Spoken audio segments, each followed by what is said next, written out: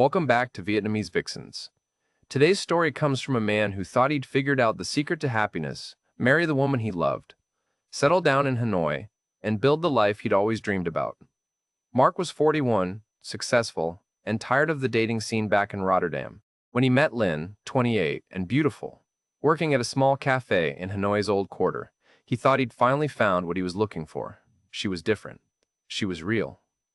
Or so he believed. What Mark didn't understand was that marrying in Vietnam wasn't just about love. It was about family, tradition, obligation, and money. A lot of money. By the time he realized what he'd walked into, he'd already spent his life savings and signed papers that legally bound him to a nightmare. Before we get into Mark's story, I want to hear from you. Drop a comment and let me know where you're watching from. And if you've ever experienced anything similar in your own relationships abroad, hit that like button and subscribe. You're not alone in this. Now, let me hand this over to Mark. Here's what he wanted to share. I need to start by saying, I'm not stupid. I know how that sounds, coming from a guy who's about to tell you how he lost nearly everything. But I need you to understand I'm an IT consultant. I make good money. I've traveled to 30 countries. I'm not some naive kid who fell for the first pretty face. I'd been going to Vietnam for 3 years before I even met Lynn, always staying a few weeks at a time, working remotely, exploring. I loved Hanoi. The energy, the chaos, the way the city felt alive at all hours. I loved the coffee culture, the street food, the way people would sit on tiny plastic stools and just talk for hours. It felt real to me, in a way Rotterdam never did anymore. Rotterdam was efficient, clean, predictable. Hanoi was messy and loud and human. I met Lynn on my 4th trip. I was working from a cafe near Hoan Kiem Lake, and she was the one who brought me my "Ca fait soi." Da. We started talking. Her English was pretty good, better than my Vietnamese, which was basically non-existent. She asked me what I was working on, where I was from, how long I was staying, normal stuff. But there was something about her. She didn't have that guarded look I'd gotten used to from women back home. She smiled like she meant it. She laughed at my terrible jokes. When my laptop died and I started panicking about losing my work, she let me use the cafe's backup charger and sat with me while I recovered my files, just keeping me company. That's how it started. Just talking. Over the next 2 weeks, I went back to that cafe every single day, sometimes twice. Lynn would take her breaks with me, and we'd walk around the lake or grab banh mi from a vendor she knew. She told me about her family. Her parents still lived in a small town about 3 hours from Hanoi. She'd moved to the city for work. She sent money home every month. She had a younger brother in school and an older sister who was married with kids. She was close with them, talked about them constantly. I liked that. I liked that she cared about her family. It felt wholesome. Traditional. Back home, everyone was so focused on their careers, their independence, their personal space. Lynn talked about her family like they were the center of her world, and I found that incredibly attractive. It made me think she'd be loyal, committed, the kind of woman who'd build a life with you, not just share an apartment and split bills. When I had to fly back to Rotterdam, we exchanged numbers. We started messaging every day. Voice calls when the time zones worked out. Video calls on weekends. For 6 months, we kept that up. I'd send her money, sometimes 50 euros here, 100 there, when she mentioned her mother was sick or her brother needed books for school. It felt good to help. It felt like I was part of something bigger than myself. And Lynn never asked directly. She'd just mention something in passing, and I'd offer. That's important. She never demanded anything. When I came back to Hanoi 7 months after we met, it was like no time had passed at all. We fell right back into our routine, except now it was more. We were more. She introduced me to her friends, took me to places tourists never see, taught me how to eat bun cha properly without embarrassing myself. 3 weeks into that trip, she mentioned her family wanted to meet me. Her mother had been asking about me, wondering if I was serious. I said yes immediately. Of course I wanted to meet them. We took a bus to her hometown on a Saturday morning. The countryside was beautiful rice fields stretching forever. Water buffalo standing in the mud, little kids running barefoot between houses. Her family's home was modest, concrete and tile, but clean and well kept. Her mother had cooked this massive spread, spring rolls, grilled pork, noodles, fruit I didn't recognize. Her father was quiet but friendly, shaking my hand and pouring me rice wine even though it was barely noon. Her brother, 15 and skinny, barely looked up from his phone. Her sister and brother-in-law were there too, with their 2 kids running around screaming. It was loud and chaotic and warm. I felt welcomed. Her mother kept refilling my plate, smiling at me, nodding, even though we couldn't really communicate. Lynn translated everything, and at some point during the meal, her father said something in Vietnamese that made everyone go quiet. Lynn blushed. She told me later he'd said, "I seemed like a good man, and that he hoped I'd take care of his daughter. I promised I would." That trip, I stayed in Vietnam for 2 months. Lynn and I were inseparable. I started thinking about what it would take to actually stay long-term. I researched visas, work permits, cost of living. I ran the numbers. With my remote work, I could live in Hanoi comfortably, more than comfortably. And Lynn made me happy in a way I hadn't been in years. She was sweet, attentive, always thinking about what I needed before I even asked. When I was stressed about work, she'd massage my shoulders. When I was tired, she'd order food so I didn't have to go out. She never complained when I worked late. She just seemed happy to be around me. I started thinking about marriage, not in an abstract someday way, but in a real, concrete, I want to do this now way. I bought a ring in Hanoi, nothing extravagant, but nice. Gold band with a small diamond. I planned this whole thing where I'd take her to Ha Long Bay, rent a private boat, and propose at sunset. Romantic as hell. I was nervous the entire boat ride, this ring burning a hole in my pocket, practicing what I'd say. When the moment came, the sun was this perfect orange. The limestone karsts were glowing, and the water was so still it looked like glass. I got down on one knee on the deck of the boat and asked her to marry me. She cried. She said yes. She kissed me and told me she loved me, and that I'd made her the happiest woman alive. It was perfect. It was everything I'd wanted. For about 48 hours, I was on top of the world. Then reality hit. The first thing Lynn said after we got back to Hanoi was that we needed to tell her family immediately. I agreed. Of course we did.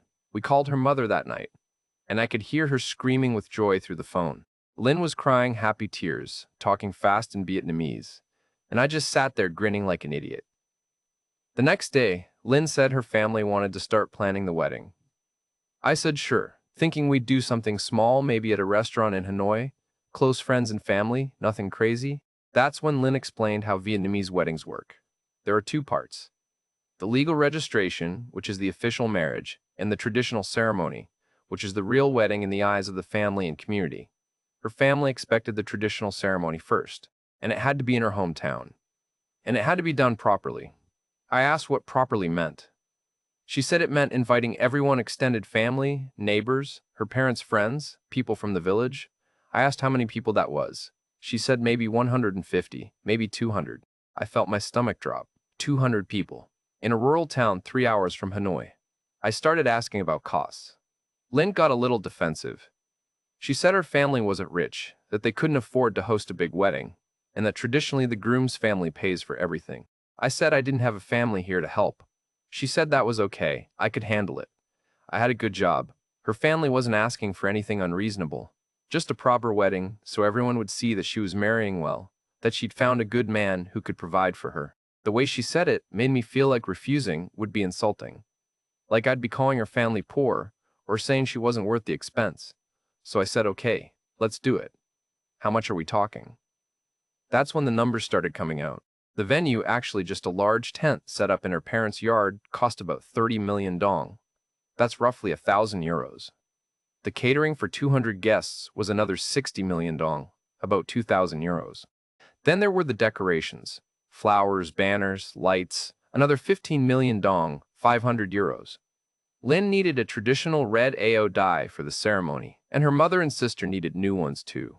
That was another 10 million dong, 350 euros. I was supposed to buy gold jewelry for Lynn, bracelets and a necklace as part of the traditional gift-giving ceremony. That was another 40 million dong, 1,300 euros. The list kept growing. There was a DJ, a photographer, a videographer. There were traditional trays of gifts, fruit, wine, tea, cakes that had to be presented to her family in a formal procession. Each item had to be perfect, wrapped in red paper, carried by my representatives, which ended up being some of Lynn's male cousins who I barely knew. I had to pay them too for their time and effort. 500 euros total. Then there were the hotel rooms for the few friends I managed to invite from Hanoi, and the transportation to get everyone to the village and back. Another 600 euros. Every time I thought we were done, Lynn would remember something else. Fireworks. Red envelopes with money for the kids. a second outfit for her to change into halfway through the reception, gifts for the wedding party. By the time we actually had the wedding, I'd spent 140 million dong, that's about 4,500 euros, in 2 days. The wedding itself was overwhelming. I barely understood what was happening half the time. There were rituals offering incense to her ancestors, pouring tea for her parents, exchanging rings in front of everyone while someone read blessings in Vietnamese. I smiled and nodded and did what I was told. Lynn looked beautiful. Her family looked proud. Everyone ate and drank and took a million photos. Her aunts kept grabbing my face and saying things I didn't understand, while Lynn translated. They were saying how handsome I was, how lucky Lynn was, how their daughters should find a foreign husband too. I laughed it off. I was exhausted. The whole thing felt like a performance I hadn't rehearsed for. But it was done. We were married in the eyes of her family and community. I thought the hard part was over. One thought now, we'd just do the legal paperwork and move on with our lives. I was so wrong. The legal marriage registration turned out to be its own nightmare. Lynn explained that we needed to go to the district office, where she was registered to apply for the marriage certificate. That meant another trip to her hometown. Fine, we went. But when we got there, the official told us I needed a bunch of documents from the Netherlands. A certificate proving I was single. A certificate proving I'd never been married before, or if I had been, proof of divorce. A health certificate stating I didn't have any mental conditions. My passport, obviously, but also notarized copies of every page. And everything had to be translated into Vietnamese by a certified translator. And then everything had to be legalized by the Vietnamese consulate in the Netherlands, or authenticated by the Dutch government, and then legalized here. I stood there staring at this list, and I felt this wave of panic. I'd been in Vietnam for months. I couldn't just fly back to Rotterdam to get paperwork. And even if I could, the whole process would take weeks. That's when Lynn's cousin showed up. His name was Tuan, and apparently he worked in immigration, or knew people who did. Lynn said he could help. He could expedite everything, make sure the paperwork got processed quickly, handle the translations and the notarizations. All I had to do was get the documents from the Netherlands and send them to him. He'd take care of the rest. I asked how much. He said 25 million dong, about 800 euros. I hesitated. That seemed like a lot. But Lynn insisted it was normal. These things take time if you do them yourself. Tuan could get it done in 2 weeks instead of 2 months. I'd save money on visa runs and hotel stays. It made sense. I transferred the money. I contacted a service in Rotterdam that could pull my records and send me authenticated copies. That cost another 300 euros. Then I had to pay for the health certificate from a private clinic in Hanoi that dealt with foreign patients. Another 100 euros. The notarizations and translations added up to 200 more.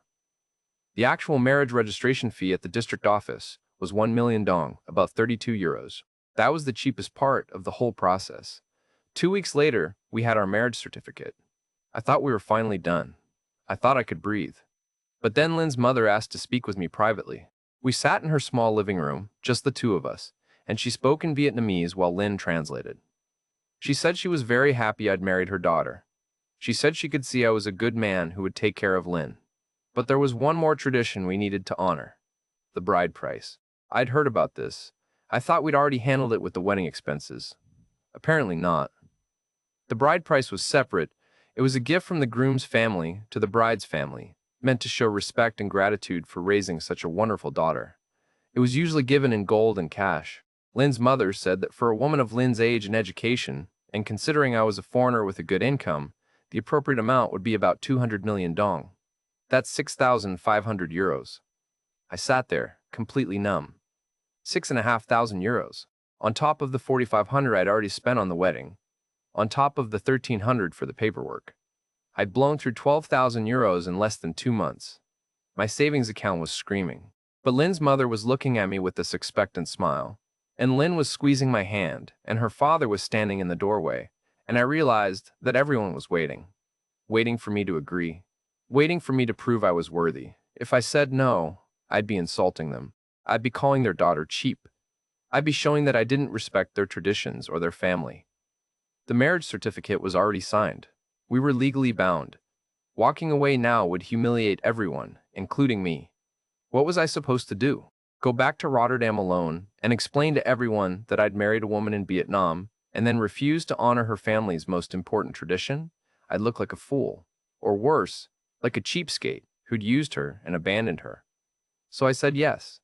I said I'd be honored to provide the bride price. I asked for a week to arrange the funds. Lynn's mother hugged me and cried and called me her son. Lynn kissed me and whispered that I was doing the right thing, that her family would love me forever now, that this was the last big expense, and after this we could start our real life together. I transferred the money from my savings. I bought gold bracelets from a jeweler in Hanoi that Lynn's family recommended. We had another ceremony where I formally presented the gold and cash to her parents in front of the extended family. Everyone clapped and took pictures and congratulated us. I smiled for the photos. Inside, I was calculating how much I had left.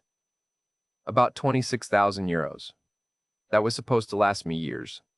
That was my emergency fund, my retirement seed money, my safety net. I'd just spent a third of it in 2 months on a wedding and traditions I barely understood, but I told myself it was worth it. I told myself this was the cost of building a life with someone. I told myself that now, finally, we could move forward. Just the two of us, building something real. I had no idea the nightmare was only beginning. The marriage certificate felt like the finish line. I remember holding it, this official document with both our names and red stamps all over it, thinking, okay, we did it, we made it through. I'd spent more money than I'd planned, way more, but it was done. Now we could just be married. Now we could settle into normal life. I applied for the 5-year visa exemption the following week. This was the thing I'd been waiting for. As the spouse of a Vietnamese citizen, I was eligible for this special status that would let me stay in Vietnam for up to 5 years without constantly having to leave and come back. No more visa runs to Cambodia every few months. No more stress about overstaying. Just freedom to live with my wife and build our life together.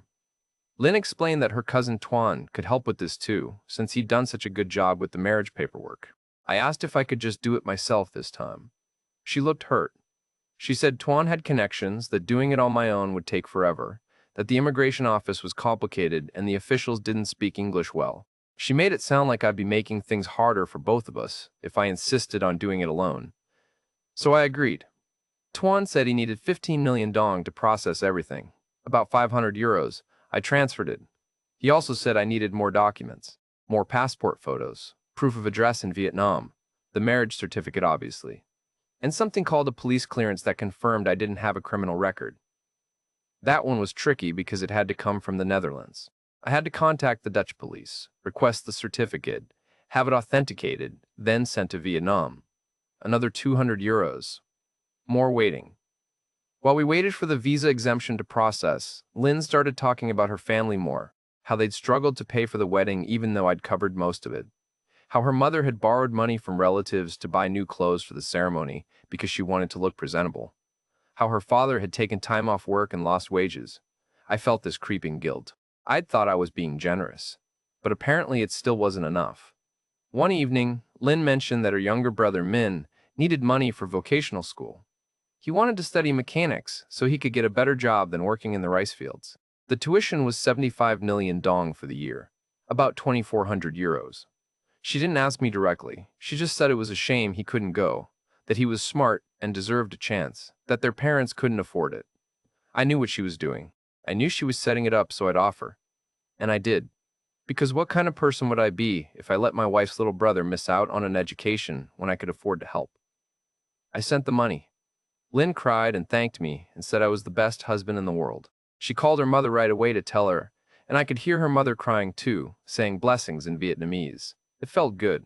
For about a day. Then, Lynn mentioned the house, her parents' house. The roof was old and leaked when it rained hard. The walls had cracks. The kitchen was outdated and barely functional. She showed me photos on her phone, water damage on the ceiling, mold in the corners, her mother cooking on this ancient gas burner that looked like a fire hazard. She said her parents had been saving for years but still didn't have enough to do the repairs properly. I asked how much it would cost. She said about 65 million dong, 2,000 euros, maybe a little more. I hesitated this time. That was a lot of money on top of what I'd just sent for Min's school. Lynn saw me hesitate and her face fell. She said she understood, that she shouldn't have asked, that her family would figure it out somehow, but she was quiet for the rest of the evening, distant. When I tried to talk to her, she gave me short answers. The next morning, she was still cold. I couldn't take it. I told her we'd help with the repairs. Not all of it, but half. I'd send 35 million dong, about 1,100 euros. Her whole demeanor changed. She smiled again, hugged me, called me generous and loving. I told myself I was setting a boundary by only paying half. I told myself I was being smart. A week later, her father's motorcycle broke down. The repair was 8 million dong, 250 euros. Lin said he needed it to get to work. I sent the money. Then her sister needed help with her kids' school fees. 12 million dong, 400 euros. I sent it. Every time, Lin framed it as a one-time emergency. Every time. I told myself it was the last time. The visa exemption finally came through 6 weeks after I'd applied. I was relieved until Tuan explained the details. The exemption was valid for 5 years, yes, but I could only stay in Vietnam for 180 consecutive days at a time. After that, I had to leave the country, and then I could come back for another 180 days. Basically, I had to do a border run every 6 months. I asked why no one had mentioned this before. Lin said everyone knew that's how it worked. She seemed confused that I was surprised. I asked Tuan if I could convert to a temporary residence card instead, which would let me stay continuously. He said yes, but that process was more complicated and more expensive, and I'd need to be on a specific type of visa first. It was easier to just do the border runs. He made it sound simple. A quick trip to Phnom Penh or Bangkok every 6 months, no big deal. Except it was a big deal. Every trip meant flights or bus tickets, hotels, meals, time away from work. I calculated it would cost me about 400 to 500 euros every 6 months. 1,000 euros a year just to maintain my legal status. On top of everything else. But what choice did I have? I'd already committed. I'd already married her. I'd already spent over 15,000 euros. Turning back now felt impossible. Lin wanted to move. She said the apartment we'd been renting in the old quarter was too small and too noisy. She wanted something bigger, somewhere quieter, closer to where her family stayed when they visited Hanoi. I liked our apartment. It was cozy, affordable, walking distance to everything. But Lin started showing me listings for 2-bedroom places in Ba Dinh district. The rent was nearly double 20 million dong a month instead of 11 million. About 650 euros instead of 350. I said it was too expensive. She said we needed the space. What if we had guests? What if her family visited and needed somewhere to stay? What if we had a baby? I wasn't ready to talk about babies yet, but she'd planted the seed. We moved 2 months after getting married. The new apartment was nice, I'll give her that. Modern building, elevator, air conditioning that actually worked. But it was farther from the cafes and co-working spaces I liked, and the rent ate up a huge chunk of my monthly income. I made about 3,500 euros a month after taxes. The rent alone was now almost 20% of that. Then there were utilities, another 100 euros a month. Internet, phone bills, groceries, transportation, my personal expenses before I even counted Lin's. And Lin had opinions about everything now. She wanted to eat out more. She wanted nicer furniture. She wanted to buy clothes at the mall instead of the markets. Every time I suggested we save money, she'd remind me that she'd given up her life to marry me, that she'd left her job at the cafe because I'd promised to take care of her, that she shouldn't have to live like a student when her husband had a good job. She never said it meanly. She said it sadly, like I was disappointing her. Her family started visiting more often. At first it was once a month. Her mother would come for the weekend, stay in our guest room, cook elaborate meals that required me to fund a trip to the expensive supermarket. Then it was twice a month, then weekly. Then her mother and her sister started coming together, bringing the kids. They'd arrive Friday evening and leave Sunday night. I'd come home from work to find 5 people in my apartment, the TV blaring, toys everywhere. Lin's mother cooking in my kitchen. They were nice enough to me, always smiling, always offering me food. But they didn't speak English, so I'd sit there feeling like a stranger in my own home while they talked in Vietnamese for hours. Lin would translate occasionally, but mostly she was absorbed in their conversations. I'd retreat to the bedroom to work or read, and then I'd feel guilty for being antisocial. Lin started mentioning that her mother's visits were tiring her out. She needed help. We should hire someone to clean the apartment. I said we could clean it ourselves. She said I was at work all day and she was exhausted from hosting her family. We hired a cleaner who came twice a week. Another 4 million dong a month. 130 euros. Small, but it added up. Then her mother started coming during the week too, not just weekends. She'd show up Tuesday morning and stay until Thursday. Lynn said her mother was lonely in the countryside, that she liked spending time in the city. I bit my tongue. Her sister started joining for the weekday visits too, with the kids, because apparently the schools in her town weren't as good and she wanted her kids to experience Hanoi. I'd come home at lunch to grab something to eat and find 7 people in my apartment. They'd eaten all the leftovers. Lynn would ask me to order delivery for everyone, €40 for lunch. It happened 3 times a week. I started working from cafes again just to have space, just to think. I'd spend €8 a day on coffee and a sandwich, sitting in some tourist spot with my laptop, trying to focus on work while calculating how much money I was bleeding every month. Rent, utilities, food for a family that wasn't mine, the cleaner, Lynn's personal expenses, the random emergencies that kept coming up. Her cousin needed money for his wedding. Her aunt needed help with medical bills. Her niece needed a new uniform for school. Every request was 15 or 20 or €50. Not enough to fight about individually, but collectively, it was hundreds of euros a month. My savings account dropped below 20,000, then 18, then 15. I'd been in Vietnam less than 6 months since getting married, and I'd gone through more than 20,000 euros. I tried to talk to Lynn about it. I sat her down one evening after her family had finally left and said we needed to budget. We needed to plan. We couldn't keep spending like this. She listened quietly, and then she started crying. She said I was making her feel bad for having a family. She said in Vietnamese culture, family takes care of each other, and she was ashamed that her husband was so selfish. I tried to explain that I wasn't being selfish, I was being realistic. She said if I'd wanted a wife who had no family, who didn't care about her parents, I should have married someone else. She cried for an hour. I apologized. I told her we'd figure it out. I told her I loved her. The conversation ended with me comforting her and promising to be more understanding. Nothing changed. Then Lynn announced she wanted to quit her job. She'd gone back to working at a different cafe after we got married, mostly part-time, bringing in about 8 million dong a month, €250. It wasn't much, but it was something. She said the work was stressful. Her boss was rude. The customers were demanding, and besides, people were starting to talk. Her friends were asking why she still worked when she had a foreign husband. It made her look bad, like I couldn't provide for her. Like our marriage wasn't successful. I said that was ridiculous. She said I didn't understand Vietnamese social dynamics. Women who married foreigners were expected to be taken care of. If she kept working, it reflected poorly on both of us. I asked what she'd do all day if she quit. She said she'd take care of the house, cook for me, maybe study English to improve her skills. It sounded reasonable when she said it like that. But I knew the truth. She'd spend her days shopping, meeting friends for coffee, hosting her family. I'd be funding her entire life, but I couldn't say no. Not after she'd cried about me being selfish. Not after I'd already committed to this marriage. I told her she could quit. She was thrilled.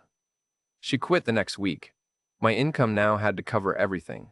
Rent, utilities, food, Lynn's personal spending, her family's constant needs, the cleaner, my own work expenses, the border runs every 6 months, and the random emergencies that never stopped coming. 2 months after she quit her job, her father needed surgery. Something with his knee. He'd been in pain for years but couldn't afford treatment. The surgery was 60 million dong, about 1,900 euros. Lynn said he couldn't work if he didn't get it fixed. He'd end up disabled. I sent the money. Her cousin was getting married and we needed to give a substantial gift because I was family now. 15 million dong, 500 euros. I sent it. Her grandmother died and the funeral expenses were 40 million dong, 1,300 euros. Her family couldn't afford it. I sent it. Every time I sent money, Lynn thanked me and said it was the last time, that her family was so grateful that I was saving them. Every time, I watched my savings account shrink. I stopped checking it daily because it was too depressing. I'd worked for 15 years to build that savings. I'd lived frugally in Rotterdam, invested carefully, planned for early retirement. Now I was watching it evaporate in real time, funding a family that treated me like an ATM with a smile and a foreign face. I started dreading coming home. I'd sit in cafes until late at night, working on projects that didn't need my attention, just avoiding the apartment and whoever might be visiting. Lynn started asking why I was always gone. I said I had deadlines. She said I was avoiding her family. I said I wasn't. She cried again, said I didn't love her anymore. Said marrying me had been a mistake. I reassured her. I came home earlier. I smiled at her mother and sister. I played with the kids even though they screamed and broke things. I paid for takeout and groceries and taxis. I paid and paid and paid. My savings dropped below 10,000 euros 8 months into the marriage. I'd spent 28,000 euros in 8 months, more than 3,000 euros a month on top of my regular living expenses. I couldn't sustain this. I knew I couldn't. But every time I tried to set boundaries, Lynn made me feel like a monster. Every time I said no, I was being culturally insensitive, selfish, unloving. And the worst part was, one still loved her. Or I loved the version of her I thought I'd married. The sweet woman who brought me coffee and laughed at my jokes and made me feel wanted. That version was gone. This version was a stranger who cried on demand and weaponized her family against me. I started lying awake at night, doing math in my head. How long could I keep this up? Another year? 2? What happened when the money ran out? Would she stay with me? Would her family still smile at me? Or would I just be another failed foreign husband, broke and alone, stuck in a country where I didn't speak the language and didn't understand the rules? I didn't have answers. All I knew was that the dream had become a trap, and I'd walked into it with my eyes wide open, ignoring every red flag because I was lonely and she was beautiful, and I wanted so badly to believe in something. The breaking point came on a Tuesday morning. I was sitting at my desk, coffee getting cold next to my laptop, staring at my bank statement. 2,300 euros. That's what I had left. Down from 38,000 just 10 months ago. 10 months. I'd burned through 35,000 euros in less than a year. I sat there trying to figure out where it had all gone. But I knew exactly where it had gone. The wedding, the bride price, the visa fees, Min's school, the roof repairs, the motorcycle, the surgery, the funeral, the gifts, the rent, the food, the endless parade of family visits and emergencies and obligations. I'd been telling myself it would slow down, that once we got settled, once the big expenses were handled, things would stabilize. But they hadn't. Every month brought new demands. Last week, Lynn had mentioned her mother needed dental work. 25 million dong, 800 euros. The week before that, her sister's husband had lost his job and needed help with rent. 15 million dong, 500 euros. I hadn't sent either payment yet. For the first time since getting married, I'd said I needed to think about it. Lynn hadn't taken it well. She was in the living room now, on the phone with her mother, speaking rapid Vietnamese. I could hear the frustration in her voice. After 10 minutes, she came into the bedroom where I was working and stood in the doorway with her arms crossed. She said her mother was upset. The dentist appointment was scheduled for Friday, and if we didn't send the money today, her mother would have to cancel, and she'd be in pain for months. I asked if her father or sister could help. Lynn's face hardened. She said her father barely made any money, that her sister's family was struggling, that I was the only one with a stable income. I pointed out that I'd been supporting her entire family for almost a year. She said, that's what husbands do. That's what family does. I said I couldn't keep doing this. I literally didn't have enough money. She laughed, actually laughed, and said of course I did. I had a good job. I made more in a month than her father made in 6 months. I pulled up my bank statement on my laptop and turned it toward her. I showed her the number, 2,300 euros. I explained that I had bills to pay, that I needed to keep some money for emergencies, that I couldn't just keep giving everything away. She stared at the screen for a long time. Then she said, I must be hiding money somewhere. She said there was no way I'd spent that much. I pulled up the transaction history. I showed her every transfer, every payment, every withdrawal, the 4,500 for the wedding, the 6,500 for the bride price, the hundreds and hundreds and hundreds of smaller payments. Her face changed as she scrolled through it, not to sympathy or understanding, to anger. She said this was my fault. I'd agreed to everything. I'd offered to help her family. I'd wanted the big wedding, the nice apartment, all of it. Now I was trying to make her feel guilty for having needs. I tried to explain that I wasn't blaming her. I was just showing her reality. We needed to stop spending so much. We needed her family to stop asking for money every single week. She said I sounded like a cheap foreigner who'd come to Vietnam thinking everything would be free. She said if I couldn't afford a Vietnamese wife, I shouldn't have married one. The words hit me like a punch. I asked her what she meant by that. She said Vietnamese families stick together, they help each other, and if I had a problem with that, then maybe I'd married the wrong person. I asked if she'd ever actually loved me, or if I'd just been a wallet with a visa. She slapped me. Not hard, but hard enough. Then she started crying and saying I was horrible for accusing her of that she'd given up everything to be with me, that I was breaking her heart. I sat there, my cheeks stinging, watching her cry, and something inside me finally broke. Not my heart, my denial. For the first time since meeting her, I let myself see what was actually happening. This wasn't a marriage. This was a transaction. And I was the only one who hadn't realized it. That night, after Lynn had cried herself to sleep in the guest room, I started going through our finances more carefully. I wanted to understand exactly where every euro had gone. I pulled up the payment I'd made to Tuan for the visa exemption processing. 15 million dong. I googled the actual cost of applying for a visa exemption. The Vietnamese immigration website listed it as free, completely free. You just had to submit the application with the required documents. I searched for information about processing times. Standard processing was 15 to 30 days. Exactly how long it had taken Tuan to expedite mine. I felt sick. I looked up the marriage registration process. The same thing. Everything Tuan had charged me for the expediting, the special handling, the connections, it was all standard procedure. The translations and notarizations were real costs. But I could have done those myself through official channels for maybe a third of what Tuan had charged. I'd paid him 1,300 euros for absolutely nothing. He'd seen a naive foreigner and taken me for everything he could. And Lynn had helped him do it. She'd insisted I use Tuan. She'd made it sound impossible to do on my own. I sat there in the dark, my laptop screen the only light, and I felt this cold clarity settle over me. How much of this had been planned? How much of our relationship had been real? I waited until Friday. Lynn's family was visiting again. Her mother, her sister, the kids. They were in the living room watching TV, the volume turned up too loud, the kids screaming and running around. I stayed in the bedroom with the door closed. Around 8 p.m., Lynn came in to ask why I wasn't joining them. I said I needed to talk to her. Privately. She rolled her eyes but closed the door. I asked her about Tuan. I asked her if she knew the visa exemption was free. She hesitated, just for a second, and I knew. I said she did know. She'd known the whole time. She said Tuan had worked hard, that he'd made sure everything was processed correctly, that his fee was for his time and expertise. I pulled up the immigration website on my laptop. I showed her where it said the exemption was free. I showed her the processing times. I asked her what exactly I'd paid 1,300 euros for. She said I was being ungrateful. Tuan had helped us. He was family. The money had gone to a good cause even if it hadn't gone to official fees. I asked where it had actually gone. She said it was none of my business. That's when I knew for sure. It hadn't gone to processing fees. It had gone straight into Tuan's pocket, probably split with Lynn or her family. I'd been scammed by my own wife. I asked her what else she'd lied about. She said she hadn't lied about anything. I asked about her job. Had she really quit because of stress, or had she always planned to quit once we got married? She said I was being paranoid. I asked about her family's emergencies. Were they all real?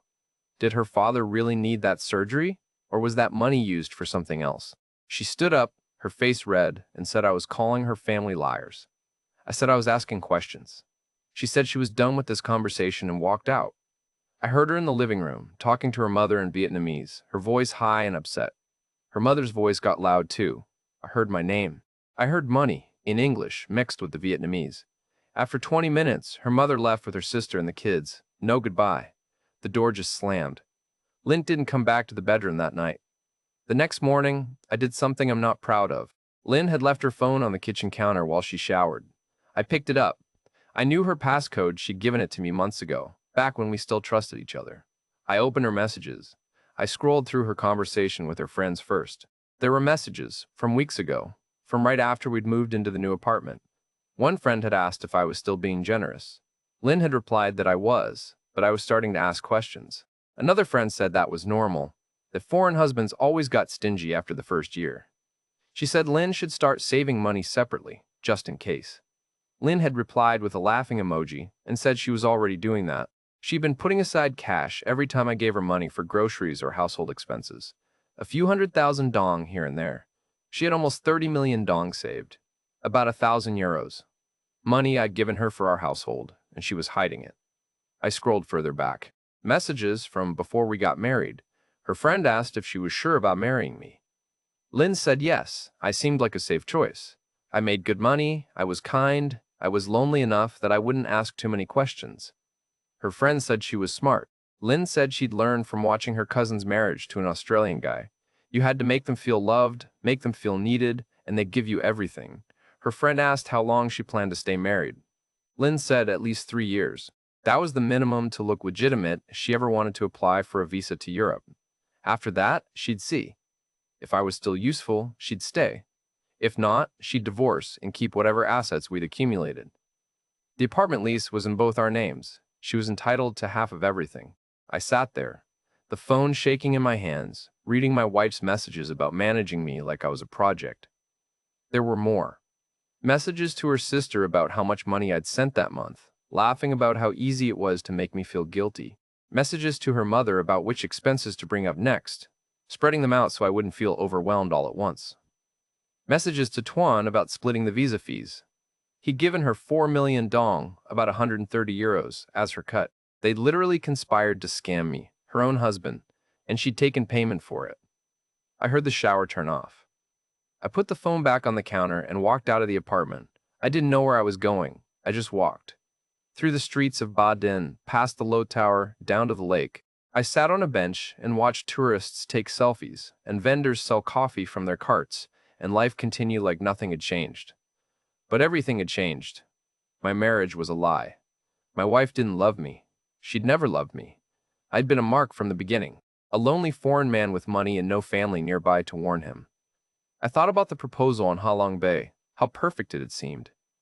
Had she been happy because she loved me, or because her plan had worked? I thought about the wedding, her crying as we exchanged rings. Had those been tears of joy, or tears of relief that she'd locked me in? Every memory I had with her was now suspect. Every kiss, every laugh, every moment of tenderness. How much of it had been real and how much had been performance? I sat there for 3 hours. When I finally went back to the apartment, Lynn was on the couch, her phone in her hand. She looked up at me and her face was hard. She said we needed to talk. I said yes, we did. I told her I'd seen her messages, all of them. She didn't deny it. She didn't apologize. She just said I shouldn't have looked at her phone. That was private. I said she'd been scamming me. She said I'd been happy to help her family. Nobody had forced me. I asked her if she'd ever actually loved me. She said of course she had, in her own way. But love wasn't enough to live on. I had money, and she didn't. That was just reality. I told her I wanted a divorce. She laughed again, that same cold laugh from before. She said fine, we could divorce, but it wouldn't be cheap. She was entitled to half our assets. The apartment furniture, the deposits, everything we'd bought together.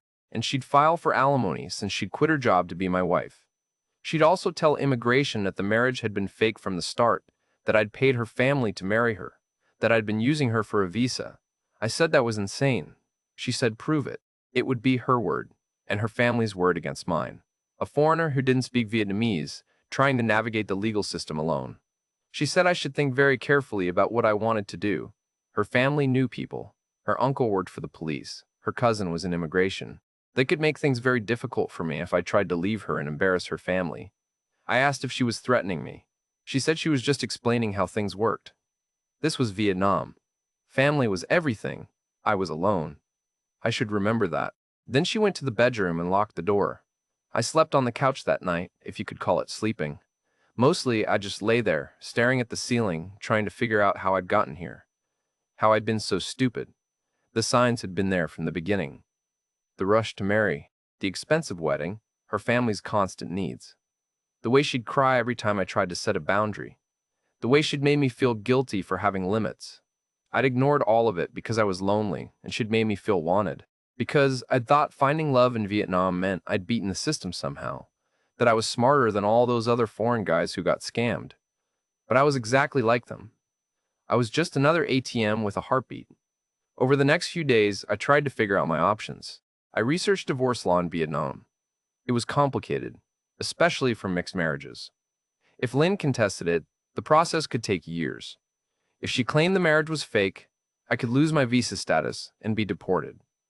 If her family really did have connections, they could make my life hell. I looked into just leaving Vietnam entirely, going back to Rotterdam, cutting my losses. But I'd signed a lease for the apartment. Breaking it early would cost me 6 months' rent, about 4,000 euros I didn't have. And Lynn was right. Our names were on everything. She could claim I'd abandoned her and sue me. The legal fees alone would destroy what little savings I had left. I was trapped.